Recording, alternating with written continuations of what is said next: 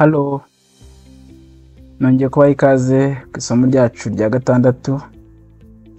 Isomo riheruka, isomo rya gatanu twize ibijyanye n'inyuguti zikoreshwa mu rurimi rw'Ikidage. Uyu munsi rero tugiye kwiga kwivuga. Iki ni ikibazo cya mbere kibazwa umunyeshuri ugiye gukora ikizamini cyo kuvuga mu rurimi rw'Ikidage, cyane cyane ku bantu bari muri level ya mbere n'iya kabiri, cyo twita A1 na A2. ni ukuvuga ngo ibi tugiye kwiga ni ikizami. N'andi magambo ugomba kubifata ukabimenya. Twatangira. Lektion 6. Isomo rya gatandatu. Lektion 6. Sich vorstellen. Kwivuga. Cyo twita mu Cyongereza introduce yourself. Sich vorstellen. Kwivuga.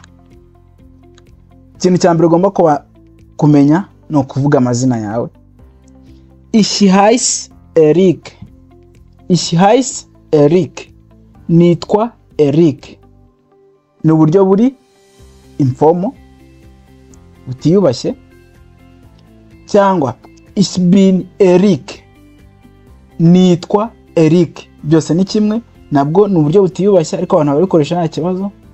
Kitonderwa ni uko hari ahantu uzasanga banditse sa ebyiri cyangwa banditse iyi estate.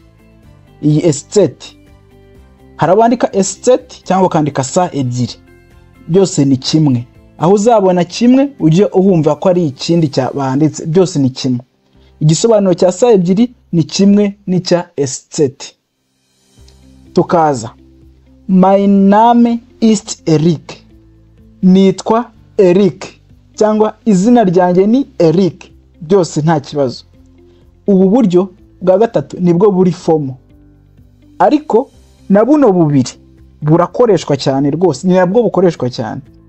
Ariko mu gihe uri muri interview, uri mu kizami, ni byiza ko ufata ubu ngubu buri formal. Mein Name ist Eric. Nitwa Eric.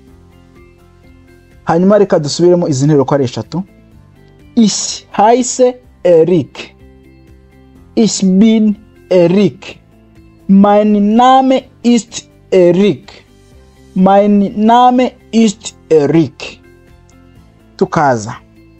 Mein Familienname ist Ikuzwe. Mein Familienname ist Ikuzwe. Izina ry'umuryango ni Ikuzwe. Ushobora kuvuga ngo mein Name ist Eric Ikuzwe. Ibi ngibi bikoresha urugero nko mu kizami nkuko nabibabwiye. Mu kizami ntabwo uvuga izina rimwe ngo nurangiza ngo uze kuvuga ngo meine Familienname. Mu kizamini urabifatanya byose, aba Familienname nicyo twita Nachname. Byose urabifatanya. Cyo mu Cyongereza twita surname hamwe na first name. Urabifatanya nyine ubivuga ari izina rimwe. Rero n'ibintu ufata mu yandi magambo. Mein Name ist Eric Ikuzwe. Izina ryanjye ni Ikuzwe Eric. Iyi nteruro ni ingenzi ugomba kuyifata. Ugasimbuzamo amazina yawe. Ich komme aus Rwanda. Nturuka mu Rwanda. Ich komme aus Rwanda. Nturuka mu Rwanda. Ich wohne in Kigali, Rubavu, Karongi. Ntuye i Kigali, Rubavu, Karongi. Ushobora gusimbuzamo izina ry'ahantu utuye. Izi ni ingero nafashe gusa ushobora gusimbuzamo izina ry'ahantu wowe utuye. Ich wohne in Kigali.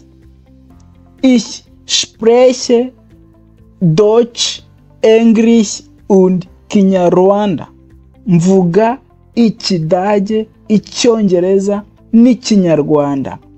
Ich spreche Deutsch, English und Kinyarwanda. Mvuga Ikidage, Icyongereza n'Ikinyarwanda. Ich kann Deutsch, English und Kinyarwanda. Mvuga Ikidage, Icyongereza n'Ikinyarwanda. Interuro tuvuyeho n'iyi ngiyi ni bimwe rwose. Iyo wafata ukavuga ntacyo bitwaye. Ich bin 21 Jahre alt. Dusubiremo. Ich bin 21 Jahre alt. Mfite imyaka 21. Aha ngaha ushobora gusimuzamo umubare w'imyaka ufite ukabivuga mu Kidage. Twize kubara kugera ku 100. Ni ukuvuga ngo aha ngaha ushobora kuvuga imyaka yawe nta nkomyi. Ich bin Student ni igitsina gabo. Ich bin Studentin ni igitsina gore. Icyo ugomba kumenya nuko byose bisobanura ndi umunyeshuri mu Kinyarwanda, ariko wiga muri kaminuza. Mu Budage cyangwa se Abadage, umuntu bita student cyangwa studentin ni umuntu wiga muri kaminuza. Naho uwiga amashuri yisumbuye muri secondaire bamwita Schüler. Schüler. Ich bin Schüler. Ich bin Schülerin. Ndi umunyeshuri. Byose mu Kinyarwanda ni bimwe, ariko wiga mu mashuri yisumbuye kwa ko mu Budage nyine bita bitandukana. Ich bin Schüler. Ich bin Schülerin muri secondaire cyangwa mu mashuri yisumbuye. Ich bin Lehrer. Ich bin Lehrerin. Ich bin Lehrer. Ich bin Lehrerin. Ndi umwarimu cyangwa ndi mwarimu. Ubwo ni igitsina gabo kuri Lehrer, ni igitsina gore kuri Lehrerin. Lehrerin. Tukaza ich bin ledig. Ndi ingaragu, nta mukunzi mfite. I am single. Ich bin ledig. Ich bin ledig. Ich bin verheiratet. Hano tugeze. Ich bin verheiratet. Muri kubyumva? Ich bin verheiratet. Ndubatse. I am married. I am married. Ich bin verheiratet. Ich habe ein Kind. Ich habe ein Kind. Mfite umwana umwe. Ich habe 2 Kinder. Mfite abana babiri. Hano ushobora gusimbuzamo umubare w'abana ufite. Hano hari 2, ushobora gushyiramo 3, ushobora gushyiramo 5, ushobora gushyiramo 10. Urabizi ko mu Rwanda hari ababyeyi bafite n'abana barenze 10. Ushobora gushyiramo 15. Byose wabishyiramo. Ich habe 2 Kinder. Meine Hobbys sind Musik hören und Fernsehen.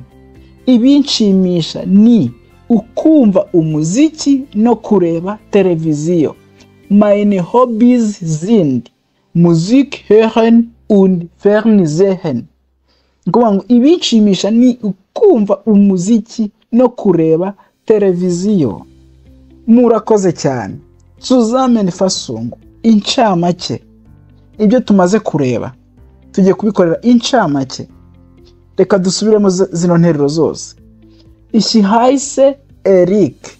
Ich bin Erik. Mein Name ist Erik. Meine Familienname ist Ikuzwe. Ich komme aus Rwanda. Ich wohne in Kigali. Ich spreche Deutsch, Englisch und Kinyarwanda. Ich bin 21 Jahre alt. Ich bin Student. Ich bin Studentin. Ich bin Lehrer. Ich bin Lehrerin. Muri kubyumva bino bintu? Ich bin Lehrer. Ich bin Lehrerin. Ich bin ledig. Ich bin redlich. Ich bin verheiratet. Ich habe ein Kind. Ich habe 2, 3, 4 Kinder.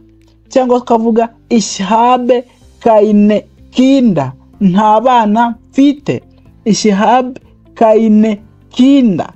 Nukuvuga ngo nta bana mfite.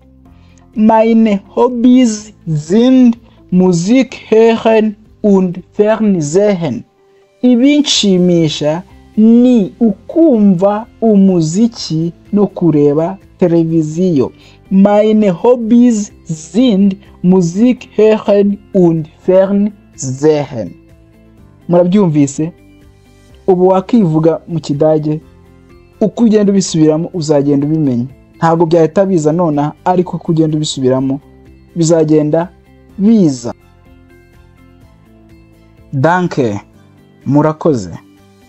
Kora subscribe, hanyuma ukande ku gikumwe aho hasi, usangize inshuti zawe iyi video, kandi nimba ari icyifuzo cyangwa ikibazo ufite, cyandika hasi aho ngaho muri comment.